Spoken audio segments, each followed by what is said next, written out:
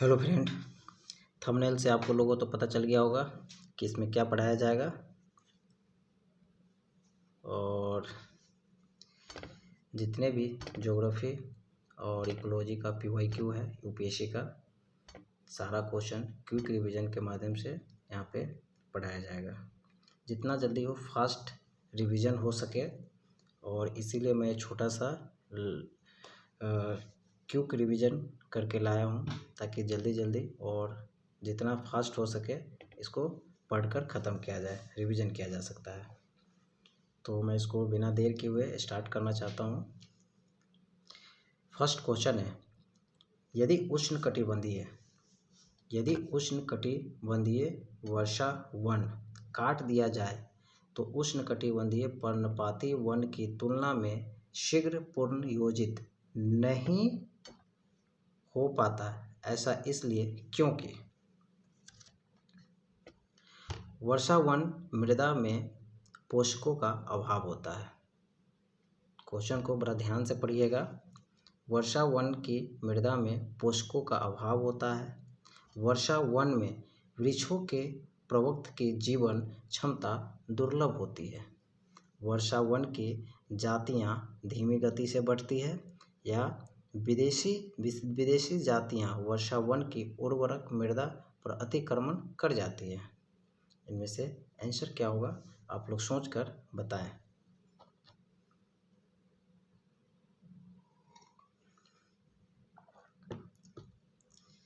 इसका answer A होगा।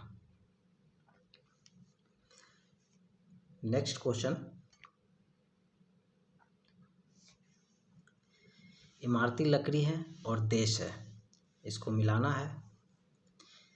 Deoghar, Douglas फर, mahogany, सागौन, अब ये किस किस देश में पाया जाता है। इस सब टाइप का क्वेश्चन जब भी आए तो इसका एक फार्मूला है। सबसे पहले कि आप पेड़ को या कोई भी लकड़ी हो, इसका आप नेचर जाने कि ये किस इन्वायरमेंट में होता है। देन उसके बाद आप लोग इसका कितने भी कौन से प्लेस लोकेशन कहाँ पे है, इसके अनुसार थोड़ा हद तक इस क्वेश्चन को सॉल्व किया जा सकता है, वो भी बिना पढ़े। जैसे कि आप देख सकते हैं कि आप यहाँ पे सागौन की बात करते हैं, या चलो देवदार की बात करते हैं। देवदार ठंडी जगहों पे होता है, तो यहाँ पे हम लोग ठंडी कौन से, जैसे कि आप फॉर एग्जांपल कनाडा हमारा ठंडी इलाका पड़ता है। तो हमारा ए का 2 हो गया, तो ए का 2 आंसर, इसमें 2 जगह ए का 2 है।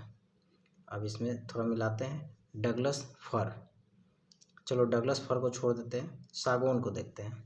सागौन हमारे भारत में पाया जाता है, तो इसका लोकेशन बाय देखते हैं तो म्यांमार, तो सागौन इसको हम देख देंगे डी का 1, और इन दोनों में डी का 1 है, तो एग्जाम्पल यहाँ क्वेश्चन बन जा रहा है। अब देखते हैं महोगनी आ गया, होंडुरास, सी का 4, और डगलस हो गया मैक्सिको, तो हमारा क्वेश्चन बन गया सी। नेक्स्ट क्वेश्चन,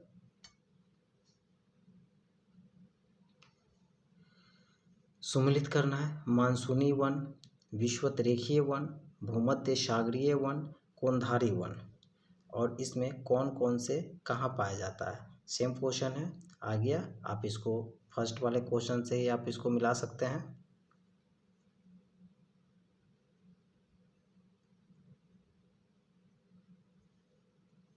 मानसूनी वन हमारे भारत के मानसूनीय भारतीय है, तो आप सागौन अभी जस्ट मैंने नेक्स्ट फर्स्ट वाले क्वेश्चन बना तो ए का 3, और यहाँ पे हमारा फर्स्ट एक ही ऑप्शन से आंसर पूरा बन गया, चाहे दूसरा और कोई जाने या नहीं जाने, लेकिन हमारा बन गया। तो इसमें देख लेते हैं, मानसूनी वन हो गया सागौन या सागखू। विषुवतरेखीय महोगनी में आ गया। भूमध्य सागरीय वन अलोबुखारा यानी प्लम एवं जैतून वगैरह आ गया। कोंधारी, कोंधारी चीर और फर में आ गया। ये सब क्वेश्चन को थोड़ा लोकेशन और नेचर से आप पकड़ सकते हैं। नेक्स्ट है डेलवर्जिया। डेलवर्जिया जाति निम्नलिखित में से किस एक से संबंधित है? डेलवर्जिया जाति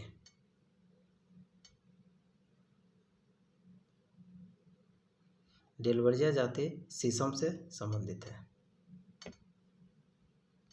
इसका आपको एक ऑप्शन है, इस बहुत ही इम्पोर्टेंट क्वेश्चन है और यूपीएससी यहाँ से क्वेश्चन हमेशा 1-2 आता ही आता है। ये इसका फेवरेट क्वेश्चन है यूपीएससी का, तो आप इसको एकदम भी आई करके याद कर लें और रट लें, दिमाग में बैठ जाना चाहिए। कुसुम, कुसुम है सिलिचेर, कुसुम का साइंटिफिक नेम है सिलिचेरा ओलियस। खैरा का ओकेशिया कैटेचो। बेर, बेर का जिस्फस मेरिसियाना। बबूल का है अकेशिया नाइलेटिका। अंजीर का है फाइकस कैरिका। प्लास का है ब्यूरिमा मोनोस्पर्मा। शीशम का है डेलजरिया सिस्वम। ये क्वेश्चन यूपीएससी हमेशा पूछता है, इस टाइप का क्वेश्चन। नेक्स्ट है मरुस्थल क्षेत्रों में जलह्रास को रोकने के लिए निम्नलिखित में से कौन सा पर्ण रूपांतरण होता है? कठोर एवं मोमी पर्ण, लघु पर्ण, पर्ण की जगह कांटे। उक्त में से सही उत्तर को चुनना है। इसका आंसर सभी होगा, सब बताने की जरूरत नहीं है।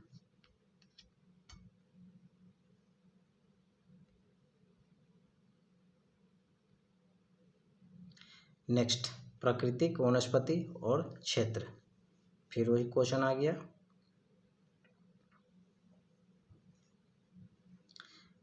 अधिजीवी वनस्पति बबूल, बायोबाब, देवदार।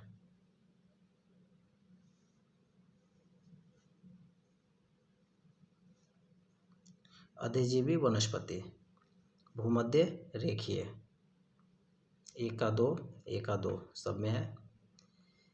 बबूल, बबूल आ गया हमारा सहारा में। अब सहारा डेजर्ट एरिया का पेड़ है बबूल, ये सभी लोग जानते भी हैं, आप लोग अवश्य पता होगा। बायोबाब, बायोबाब का सवाना हो गया और देवदार भूमध्य सागरीय। रिपीट क्वेश्चन कर दिया, आंसर ए हो गया।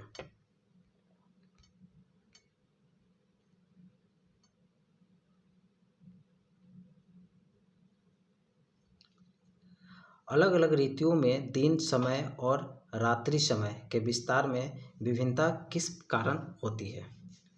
क्वेश्चन बहुत ही अच्छा है, थोड़ा सा ध्यान देंगे तो क्वेश्चन बन जाएगा।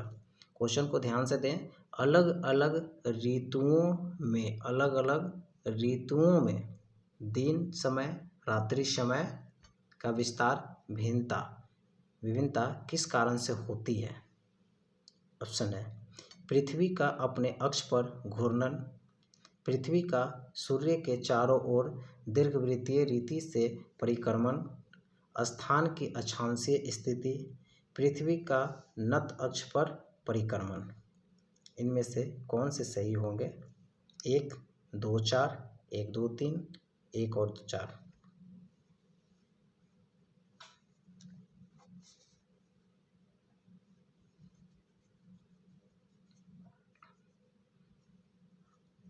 इसका आंसर होगा बी, 2 और 4, 2 और 4। यहाँ क्वेश्चन समझने के लिए कहता अलग अलग ऋतुओं में पृथ्वी अपने अक्ष पर घूर्णन, ये बिल्कुल नहीं हुआ, क्योंकि अक्ष पर घूमने से दिन रात होता है, ऋतुएं बदलती हैं, लेकिन ये ऋतु बदलने की बात नहीं करता है। अलग अलग ऋतु में ही ऋतु बदलने की बात करता तो जरूर अवश्य हो जाता कि पृथ्वी अपने अक्ष पर घूर्णन करता है, लेकिन यह ऋतु बदलने की बात नहीं कर रहा, अलग अलग ऋतु में दिन रात समय की बात कर रहा है। तो पृथ्वी का सूर्य के चारों ओर दीर्घवृत्तीय रीति का परिक्रमण बिल्कुल हो जाएगा। स्थान की अक्षांशीय स्थिति, इससे दिन रात की बात करती है, ऋतु कोई मतलब नहीं है। पृथ्वी का नत अक्ष पर परिक्रमण करना।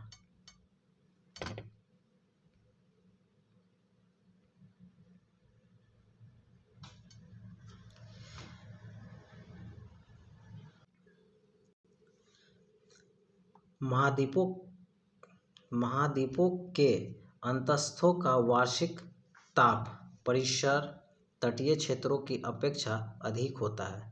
इसका कारण क्या है? भूमि और जल के बीच तापीय अंतर, महाद्वीपों और महासागरों के बीच तुंगता के अंतर, अंतस्थों में तेज पवनों के विद्यमानता, तटों के अपेक्षा अंतस्थों में होने वाले भारी वर्षा। इनमें से कौन से होंगे?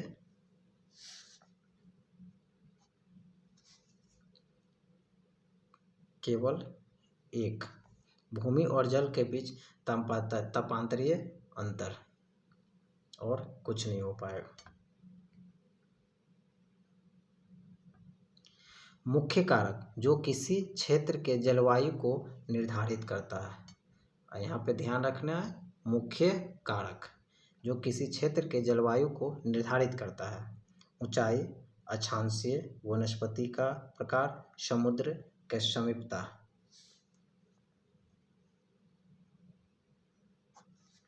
जलवायु को निर्धारित करता हमेशा अक्षांशीय विस्तार।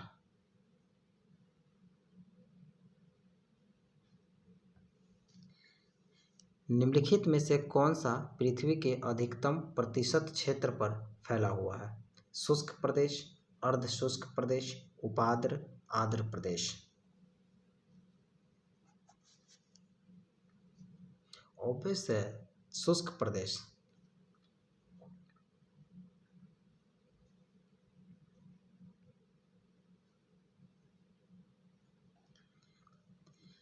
कथन और कारण में भूमध्य रेखा के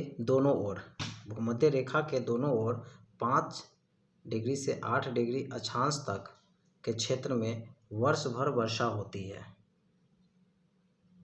उच्च तापमान तथा उच्च आर्द्रता के कारण भूमध्य रेखा के निकट अधिकतर दोपहर को संवहनीय वर्षा होती है।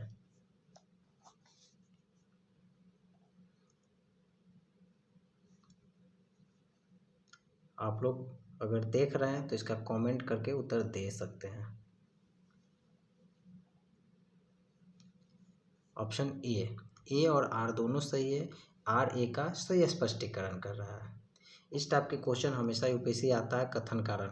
और इस बार और ये क्या कर रहा है कि भूमध्य रेखा दोनों 5 से 8 अक्षांश के बीच में वर्षा होती है, और इसका कारण कहता है उच्च तापमान आर्द्रता के कारण भूमध्य रेखा को निकट दोपहर संवहन वर्षा होती है।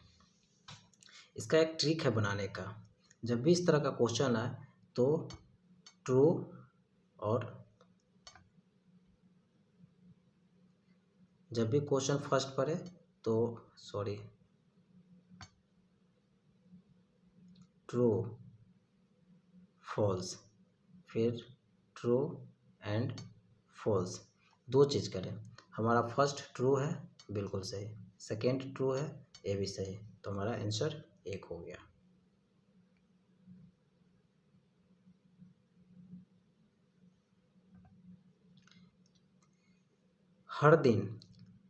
हर दिन कमोबेश एक सा ही होता है। सुबह समुद्री मंद पवन के साथ साफ और उजली होती है। जैसे जैसे सूर्य आकाश में ऊपर चढ़ता जाता है, गर्मी बढ़ती जाती है।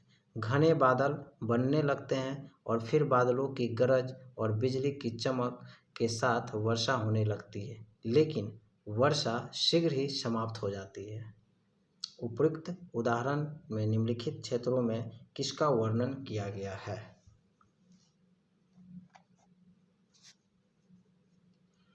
ये हमेशा इक्वेटर के पास होता है इस तरह का। सभी प्रकार के जलवायु कटिबंधीय निम्नलिखित में से किस महाद्वीप में है? सभी प्रकार के जलवायु कटिबंधीय किस महाद्वीप में है? दक्षिणी अमेरिका, उत्तरी अमेरिका, ऑस्ट्रेलिया, एशिया।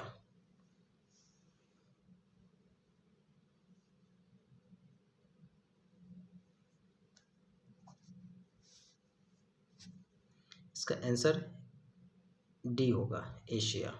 क्योंकि एशिया हमारा 0 डिग्री से 90 डिग्री तक फैला हुआ है और 0 डिग्री से 90 डिग्री में सभी प्रकार के जलवायु होगा ही होगा। निम्नलिखित देशों में से कौन भूमध्य रेखीय जलवायु के अंतर्गत नहीं आता है? भूमध्य रेखीय जलवायु के अंतर्गत नहीं आता है। Congo, Ethiopia, Gabon, जायरे। भूमध्य रेखीय जलवायु के अंतर्गत नहीं आता है। इथोपिया।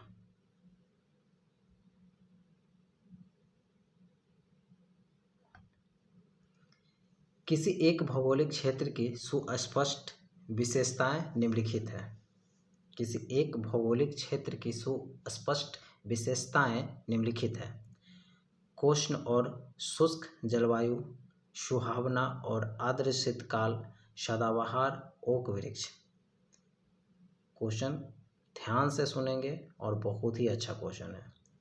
उपयुक्त विशेषताएं निम्नलिखित में से किस क्षेत्र की सुस्पष्ट विशेषताएं हैं? भूमध्य सागरीय क्षेत्र, पूर्वी चीन, मध्य एशिया, उत्तरी अमेरिका का अटलांटिक तट।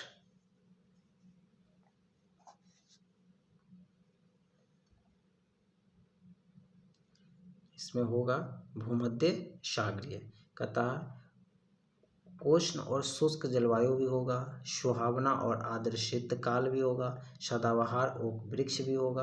ये सारा चीज आपको मेडिटेरियन क्षेत्र में मिलेंगे। निम्नलिखित में से कौन सी एक उष्णकटिबंधीय सवाना प्रदेश की जलवायु की मुख्य विशेषता है? सवाना प्रदेश की जलवायु मुख्य विशेषता। वर्ष भर वर्षा, केवल शीतकाल में वर्षा, अत्यंत अल्पकालिक शुष्क ऋतु या निश्चित शुष्क तथा आर्द्र ऋतु। उष्णकटिबंधीय सवाना वर्ष की जलवायु को उपस्थित है। ये एक निश्चित शुष्क और निश्चित आर्द्र जलवायु होंगे।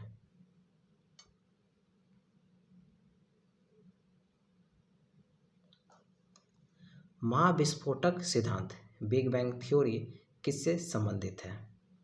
कॉन्टिनेंटल ड्रिफ्ट, महाद्वीपीय विस्थापन, ओरिजिन ऑफ यूनिवर्स, ब्रह्मांड की उत्पत्ति, ओरिजिन ऑफ हिमालयज, हिमालय की उत्पत्ति, या वोल्केनिक इरप्शन, जलवायु ज्वालामुखी के विस्फोटक। बिग बैंग थ्योरी ब्रह्मांड की उत्पत्ति से है। Origin of universe. आकाशगंगा मिल्की वे वर्गीकृत की गई है सर्पिलाकार गैलेक्सी, स्पाइरल गैलेक्सी के रूप में, विद्युत गैलेक्सी, इलेक्ट्रिक गैलेक्सी के रूप में, अनियमित गैलेक्सी, इरेगुलर गैलेक्सी के रूप में, गोलाकार गैलेक्सी, स्फेरिकल गैलेक्सी के रूप में।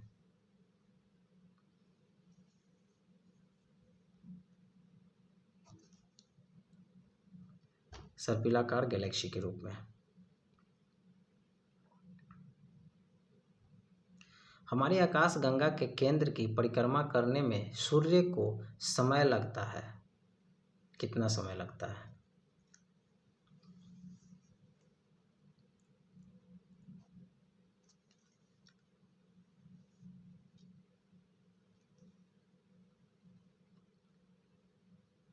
$25 करोड़ वर्ष।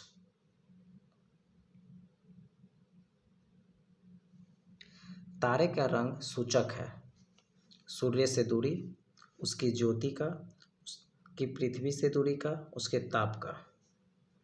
Of its temperature. The colour of the star is indicated of this temperature. Correct answer. वह सीमा जिसके बाहर तारे आंतरिक मृत्यु से ग्रसित होते हैं क्या कहलाती है?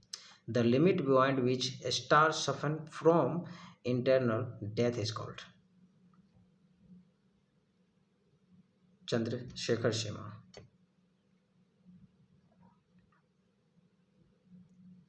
श्याम बीवर ब्लैक होल होता है। हवाई जहाज के उड़ान का अभिलेख, सूर्य पर एक धब्बा, अंटार्कटिका की एक जगह है, सिमट गया तारा, collapse star. Black hole collapse star.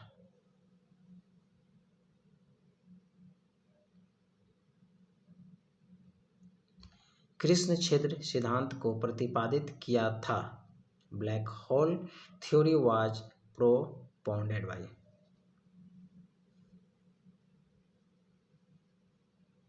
S Chandrashekhar.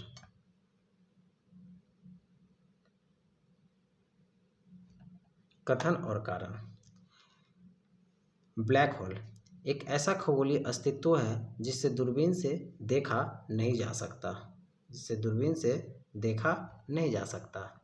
मैंने पहले ही बताया था, इसको ट्रू एंड फॉल्स के पे चलाना है। नेक्स्ट है, कृष्ण क्षेत्र पर गुरुत्व क्षेत्र इतना प्रबल होता है कि यह प्रकाश को भी बच के निकलने नहीं देता है। ये भी आ गया ट्रू एंड फॉल्स। तो आपका ये भी ट्रू है और ये भी ट्रू है। तो हमारा ए और आर दोनों सही है।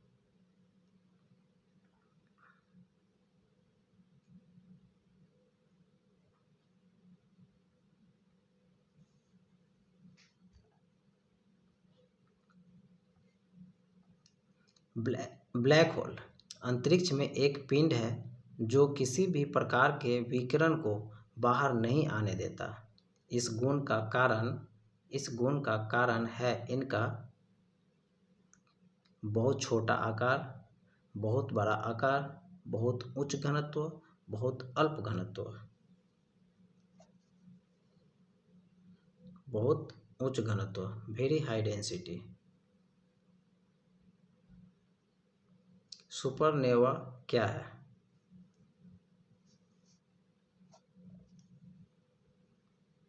सुपरनोवा क्या है?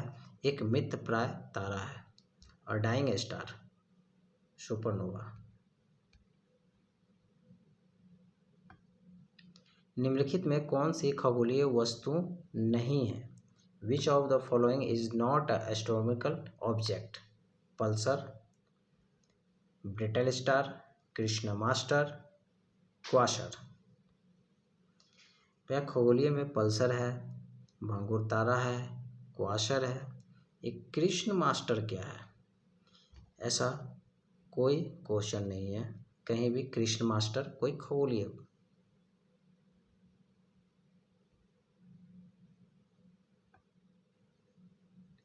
निम्नलिखित कथनों पर ध्यान दें। पृथ्वी और सूर्य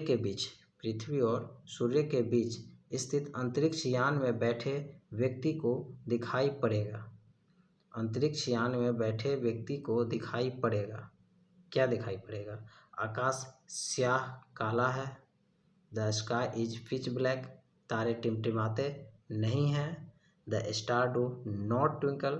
अंतरिक्ष यान के बाहर का ताप पृथ्वी तल के ताप से कहीं अधिक है। इन्हें सिलेक्ट करना है।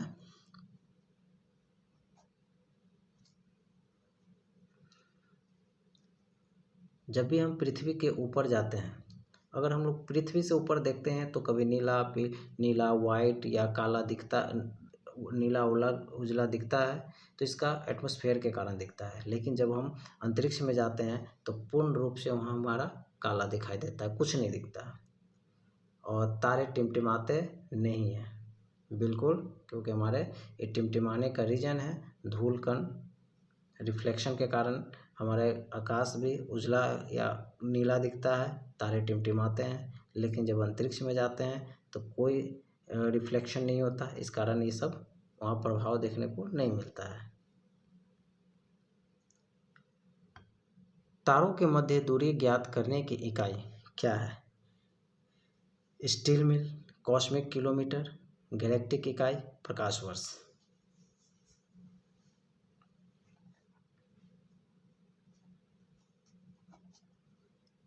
इसका प्रकाश वर्ष होगा।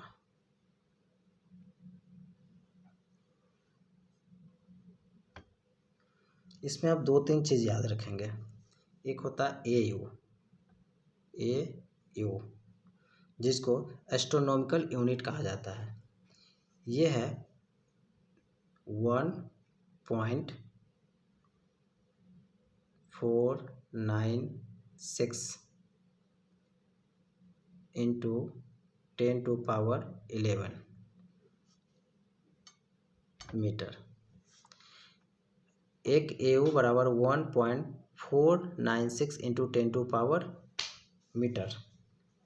एक होता है light year, LY, light year 1.46 into 10⁻15 metre.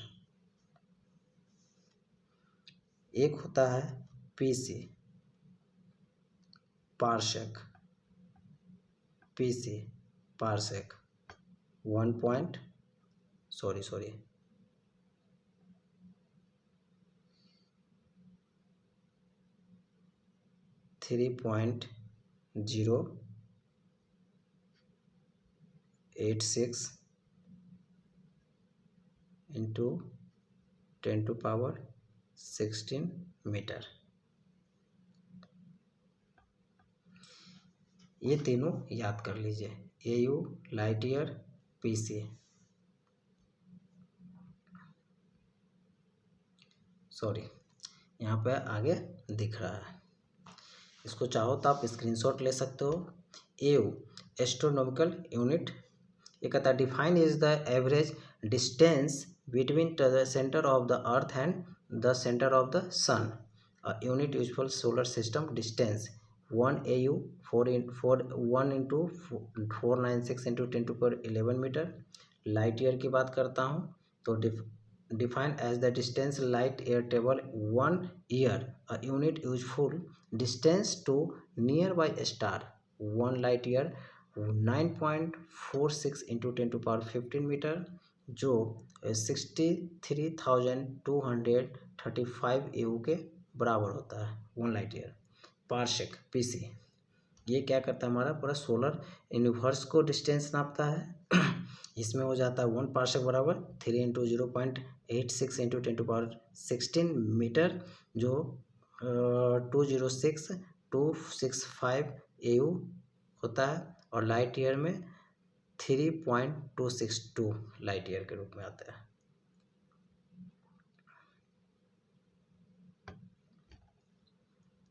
यदि एक प्रेक्षक तारों को क्षितिज से लंबवत उठते देखता है तो वह अवस्थित होता है। If an observer see the star rising vertical from the horizon is located विषुवत रेखा पर, कर्क रेखा पर, दक्षिण ध्रुव पर, उत्तर ध्रुव पर। यहाँ पे देखेंगे हमारा पृथ्वी ऐसा है और ये हमारा इक्वेटर है, और अब हम लोग यहाँ पे हैं, और जब यहाँ से देखते हैं तो क्या कर रहा है, क्षितिज लंबवत की तरफ देखते हैं तो विषुवत रेखा पे, और अवस्थित कहाँ पाते हैं तो हमारा ये विषुवत रेखा पे, तो आंसर विषुवत रेखा होगा। चलिए, बहुत अच्छा क्वेश्चन है। एक व्यक्ति काली अंधेरी रात में रेगिस्तान में अकेला खड़ा था।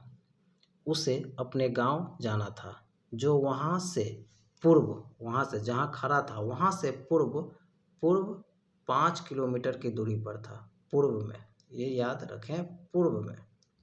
उसके पास दिशा ज्ञान के लिए कोई यंत्र नहीं था, पर उसने ध्रुव तारा, नोटिस करें, ध्रुव तारा को पहचान लिया। अब उसको गांव पहुंचने के लिए निम्नलिखित में से कौन से मार्ग अपनाना अधिक सुविधाजनक होगा। पेशेंस से, कोई हड़बड़ाना नहीं है, आराम से इसका क्वेश्चन सोचे, ध्यान दें। ध्रुव तारा को पता है और उससे पूर्व 5 किलोमीटर जाना है जहाँ खड़ा है। गुड ऑप्शन, ध्रुव तारे की दिशा में चले। अगर यहाँ पे मैं पॉइंट है, ये नॉर्थ है, साउथ है, वेस्ट है एंड ईस्ट है, और ये सेंटर है, यहाँ पे खड़ा है। 5 किलोमीटर उनको ईस्ट में जाना है। क्लियर? कहता है ध्रुव तारे की दिशा में, अगर ये इधर जाता है तो ये तो नॉर्थ पहुंच गया, तो हमारा एक गलत हो गया। ध्रुव तारे के विपरीत दिशा में चले, अगर ध्रुव तारा के विपरीत दिशा में जाएगा तो साउथ हो गया, तो हमारा ए भी गलत हो गया। ध्रुव तारे को अपनी बाईं ओर रख कर चले, बाईं ओर, अगर यहाँ खड़ा है तो अगर हम इसको ध्रुव तारा को बाएं तरफ रखते हैं तो बिल्कुल हम अपने दिशा में जा रहे हैं, तो हमारा आंसर ये सी सही हो गया। ध्रुव तारे को अपनी दाहिने और दाहिने तरफ रखेंगे तो साउथ हो जाएगा, तो हमारा ये भी गलत हो गया। बिल्कुल सही। इस टाइप का क्वेश्चन ऐसे ही बना है, बहुत आसान है और इजी में बन जाएगा। कभी कभी समाचारों में event horizon, singularity, string theory, standard model जैसे शब्द को देखने को मिलता है। ये शब्द किससे संबंधित है? ब्रह्मांड का प्रक्षेपण और बोध से, सूर्य और चंद्र ग्रहणों के अध्ययन से, पृथ्वी की कक्षा में उपग्रहों का स्थापन से, या पृथ्वी पर जीवित जीवों की उत्पत्ति और क्रम विकास से। Event horizon, singularity, string theory, standard model, ये सारा क्या क्या है? ये सारे ब्रह्मांड का प्रक्षेपण और बोध से है। इवेंट हॉरिजन, इवेंट हॉरिजन क्या है? तो ये ब्लैक होल के गुरुत्व में फंस जाना, जहाँ से ब्लैक होल का गुरुत्व ग्रेविटेशनल फोर्स काम करना शुरू करता है, और तो इसको इवेंट हॉरिजन नाम दिया वैज्ञानिकों ने। सिंगुलैरिटी, सिंगुलैरिटी गुरुत्वाकर्षण जो पूरा चरम इनिशियल एज पे होता है उसको सिंगुलैरिटी के नाम से जाना जाता है। स्टीयरिंग थ्योरी, स्टीयरिंग थ्योरी क्या है? ब्रह्मांड के उत्पत्ति कंपन से हुआ। बहुत सारे वैज्ञानिकों ने कहा कि बिग बैंग थ्योरी दिया या अलग अलग सबको थ्योरी दिया, लेकिन ये स्ट्रिंग थ्योरी का मतलब होता है कि आप यूनिवर्स में कंपन हुआ, इस कारण ब्रह्मांड की रचना हुई। स्टैंडर्ड मॉडल, गुरुत्वाकर्षण के मूल फेज जो होता है उसको मूल स्टार्टिंग मूल फेज गुरुत्वाकर्षण को स्टैंडर्ड मॉडल के नाम से जाना जाता है।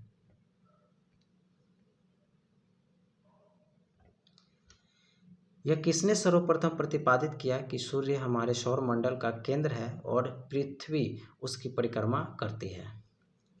Who first proposed that the sun is the center of the solar system and the earth revolves around it?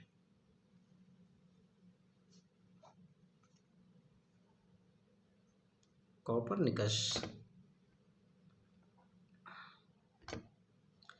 हमारे सौर परिवार के संदर्भ में निम्नलिखित में से कौन सा कथन सही है? सही है। Which of the following statement is correct regarding our solar system? हमारे सौर परिवार में सभी ग्रहों में पृथ्वी सघनतम है, पृथ्वी सघनतम है। पॉइंट को हाईलाइट करें। पृथ्वी के संगठन में मुख्य तत्व सिलिकॉन है। सूर्य में सौर परिवार का द्रव्यमान 75% अंतर्विष्ट है। सूर्य का व्यास पृथ्वी का व्यास का 190 गुना है।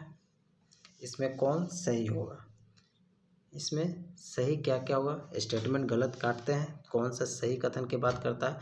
तो सूर्य का व्यास पृथ्वी के व्यास का 190 गुना है, ये गलत है क्योंकि 109 गुना है, नॉट 190 गुना, तो ये गलत हो गया। सूर्य और सौर परिवार का द्रव्यमान 75% अंतर्विष्ट है, ये भी गलत है क्योंकि यहाँ पे समथिंग 90% के आसपास है। पृथ्वी के संगठन में मुख्य तत्व सिलिकॉन है, ये भी गलत है क्योंकि यहाँ पे एल्युमिनियम है। तो बच गया हमारा लास्ट, हमारे सौर परिवार के सभी ग्रहों में पृथ्वी सघनतम है, करेक्ट। सूर्य से दूरी के क्रम में निम्नलिखित में से कौन से दो ग्रह मंगल यूरेनस के बीच है? मंगल और यूरेनस के बीच है।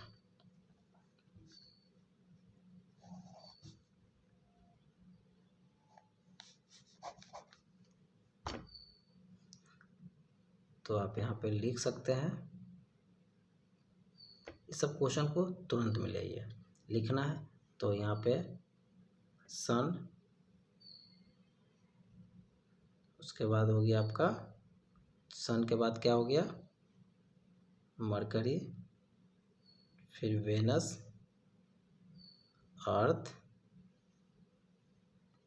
Mars, Jupiter, Saturn, Uranus. अब यहाँ पे पूछ रहा है हमारा मार्स और जो वेनस के बीच में जुपिटर और Saturn, Jupiter and Saturn, B answer. जब भी इस टाइप का क्वेश्चन हो तो बहुत ही आराम से रिलैक्स होकर बनाए, क्वेश्चन गलत नहीं होगा, क्योंकि ऐसे छोटी छोटी और आसान क्वेश्चन जल्दी गलती करते हैं। निम्नलिखित ग्रहों और पिंडों को उनकी सूर्य से दूरी के क्रम में सजाना है। दूरी के क्रम में, सूर्य से दूरी के क्रम में सजाना है। बहुत बढ़िया। तो अभी हम लोग बताए थे सूर्य के बाद हो जाता है मरकरी, वेनस, अर्थ। तो यहाँ पे मरकरी, वेनस, अर्थ कोई नहीं है, उसके बाद पृथ्वी, अर्थ। तो हमारा फर्स्ट हो गया 2 फर्स्ट में 2 है, बन गया, अर्थ हो जाएगा, फिर जुपिटर हो जाएगा, फिर यूरेनस हो गया, सबसे लास्ट में प्लूटो होगा। सूर्य तथा पृथ्वी के मध्य ग्रह, बहुत अच्छा क्वेश्चन, सूर्य पृथ्वी, sun and earth,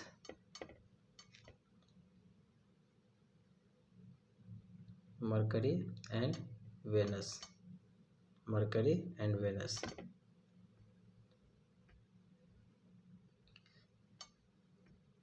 thank you. ये क्वेश्चन आज यहाँ पे फिनिश हो रहा है, और इसमें हम लोग धीरे धीरे सारा PYQ को क्लियर कर लेंगे। और आई होप कि क्विक रिवीजन में आप लोग को अच्छा लगेगा, और अच्छा लगे तो प्लीज़ सपोर्ट। Thank you.